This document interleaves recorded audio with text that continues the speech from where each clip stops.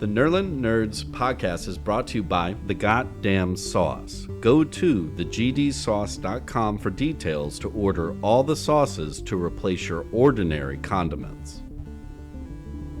Pulpery Media presents Nerlin Nerds with your hosts, Brock and Ben. This is where we discuss the pop culture topics that interest us and those minor details that irritate us. I did, because I immediately wanted to know all the things. Yeah. What's that guy's name? Ah, damn it. Yep, thank you. Miles Teller? Teller, yeah. Okay. So he was in Top Gun. Correct. And he played Mr. Fantastic? Yes. He was... I was looking at his IMDb. Like, he got his... but so his biggest thing was he's the main character in Whiplash. In the Whiplash. Yep. Which you always forget. Like, and I get in the movie like they tease several different things. Like they're playing chess together. Right. Anya Taylor-Joy, her first big thing was the Queen's Gambit in Netflix, and then they're drumming together. So like, I didn't even notice all that, but yeah. Yeah. Yep. So, I mean, but anyways, like, Miles Teller's really good. Yeah. He just had, I mean, hopefully now he's got a better agent. Maybe you mean like the movies he needs to be in now? Yeah. Exactly. Which, anybody could have told you back then, like, don't do Fantastic Four. Don't do it. He was in War Dogs. Yeah. Oh, God, he was in the whole Divergent series? Correct, yeah. Why? I mean, what? Again, like I said, he was too young to be cast in Hunger Games and Twilight, but that's okay. He made the second round of young adult. Correct, yeah. Movies. Yeah, he's really good. Yeah, I like it. Anna Taylor-Joy's. What's her name in the movie? Daza. Yeah. Her dad, the grief collector right. or whatever. I was like, man, this man has a fanny pack full of grief or whatever. 44 millimeter cartridges. Yeah, exactly. What the Jesus. Yeah. Yeah, it was Sigourney Weaver. Yeah. She's really good playing that bitch. No, she's very good at a dry, emotionless, and yes. She's not in real life. I know that, but oh yeah, no. But she's. It's funny. It's like I think I've liked her more in like the second half of her career. Me too. But I mean, in the first half, it was like Alien. Yeah. And the Ghostbuster movies. But I think what changed it for me was seeing her in Galaxy Quest. Oh yes. And you're right. That was the first time going, oh well, shit, she could do things. Yeah, and the fact that she's like effectively making fun of herself. Yeah. In other movies, like because she did all, yeah. And oddly was like really good looking in a blonde wig. She's awesome. Yeah, I know. Like, she's amazing. Yeah, but yeah, definitely. She should be in more of that like director role. Right, like what Matt Damon should be doing now with a mustache in every one of his movies. Just yelling at people with a mustache. Yep, exactly. Yeah, exactly. The movie was great. The premise, awesome. Yeah, I like the tease, like the teasing that they did, like first showing you the wall climbers and shit. And dude, they had some hardcore machinery up there. Yeah. Whoa. And it was too, like I mean, not to go play by play on it, but when the guy he relieved, JD I think it was, but and when they pick him up in the helicopter, I'm like, well, how did they keep this place secret if everybody who worked there for a year, gets to go away? Like, and then they shot him. I was like, they don't get to go away. And I go like, oh, nice. Like, except Miles Teller and you're not going to have any plot holes. Right. You know why? Because they're dead. Except our lovers walk out after nuking the gorge. Right.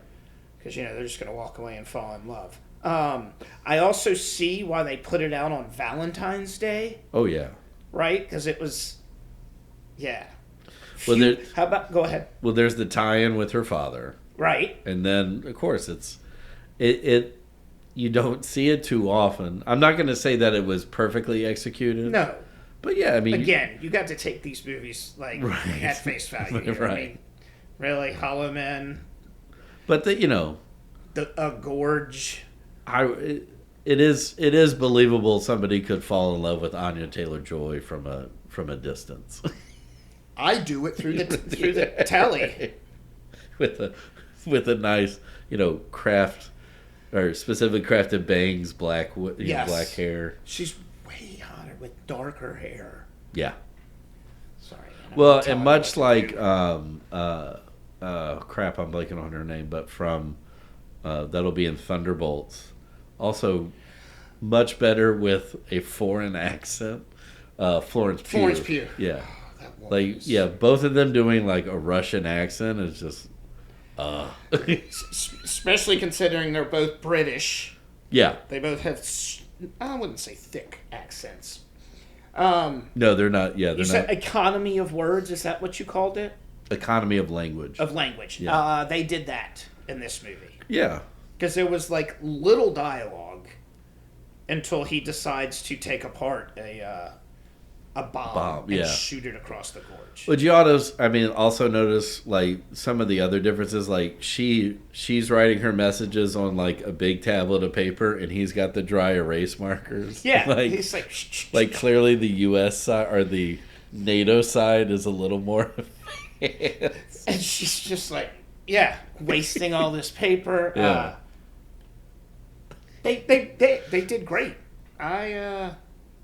Who's the guy who directed it?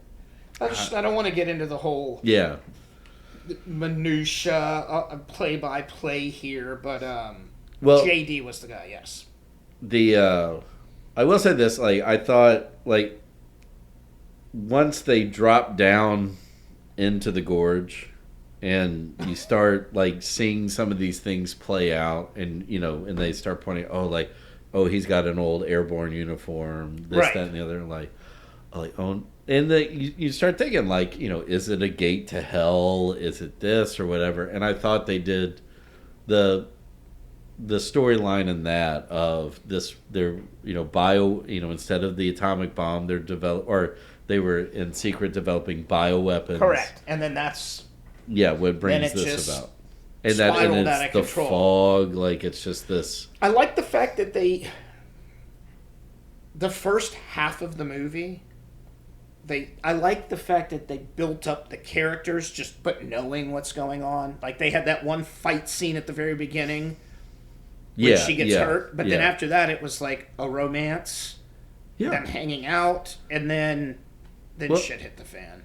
And I think it's like that also helps with their characters in that they're both soldiers effectively. Right. So it's like it doesn't matter. Soldiers. Doesn't matter how bizarre the mission is. It's still the mission. Right.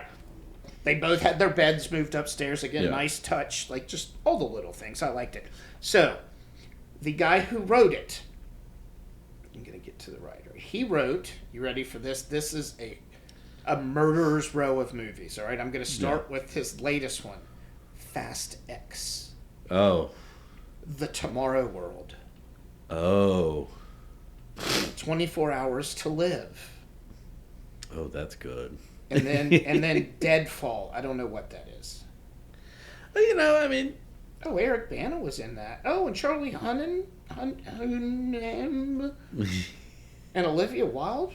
And Sissy Spacek. What fucking movie is this? Well, remember, even good actors have bad movies. That's a fucking solid top 6 actors. But you have... Chris Christopherson was in it. I mean, even great screenwriters have either duds or you look at, like, the first couple... I mean, like, was it like, Alan Ball, who's won Oscars, started off writing for Grace Under Fire. You gotta cut your teeth somewhere, right? I guess. Yeah. Who directed The Beach? Oh, that was Danny Boyle, and Based on Alex Garland's book. yeah, and so Danny up to that point it was three of them. Danny Boyle was the director. John Hodge was the screenwriter. I forget the producer, but it was like three of them. But Alex Garland was also part of the thing, right? He didn't have any input. No input. Really? That's probably why it sucked. Correct. And it was but okay, right. I'm going to keep this short and simple. Oh, it's fine. We moved on from. I think we covered the gorge all right. Yeah, I mean, we're getting into the minutia of Hollywood, but so these three gentlemen did Shallow Grave. They did Train Spotting. They the one after Train Spotting was the one with Ewan McGregor and who is the chick from Alicia Silverstone or something like. Oh no, it might have been Cameron Diaz. But anyway, A Life Less Ordinary or whatever it was. I remember, but I couldn't tell you who's in it. But this is like Shallow Grave is an amazing movie. Period. The Breach, Brock? No. So that's actually a movie. But they did. But they took Train Spotting, which is like an incomprehensible book, and then I've never read the book. Oh, it is.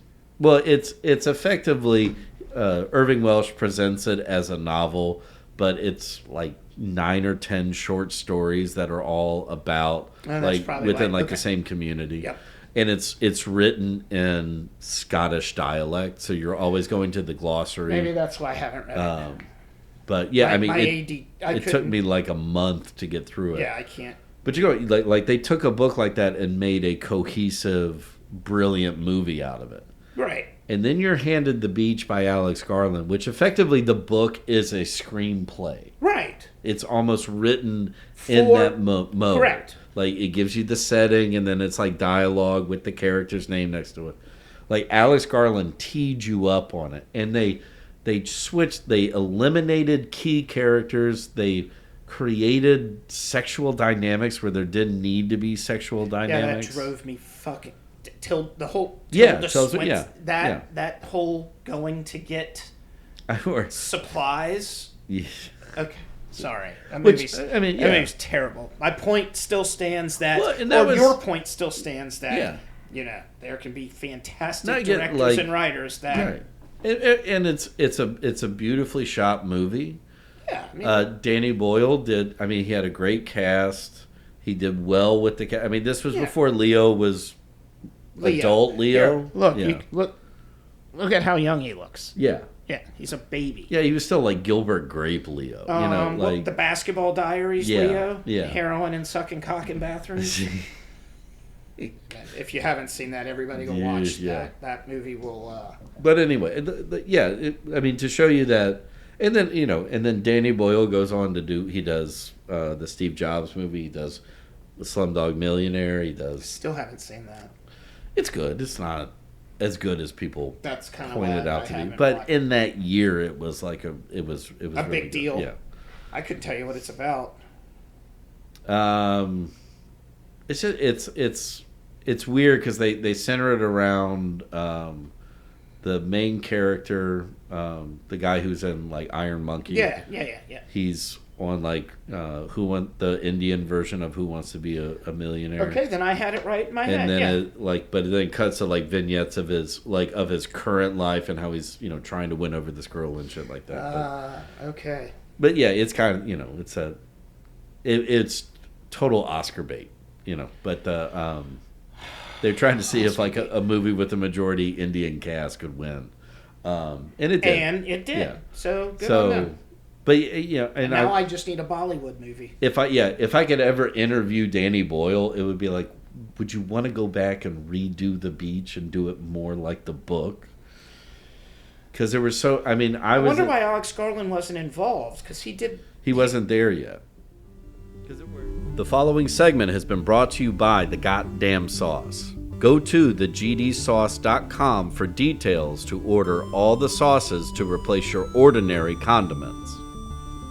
The Nerla Nerds podcast is a production of Pulpery Media, produced and edited by Ben Grimion, marketing by Brock Ryder, graphic design by Beck Ryder and Ben Grimion, music by the Heisenberg Compensators.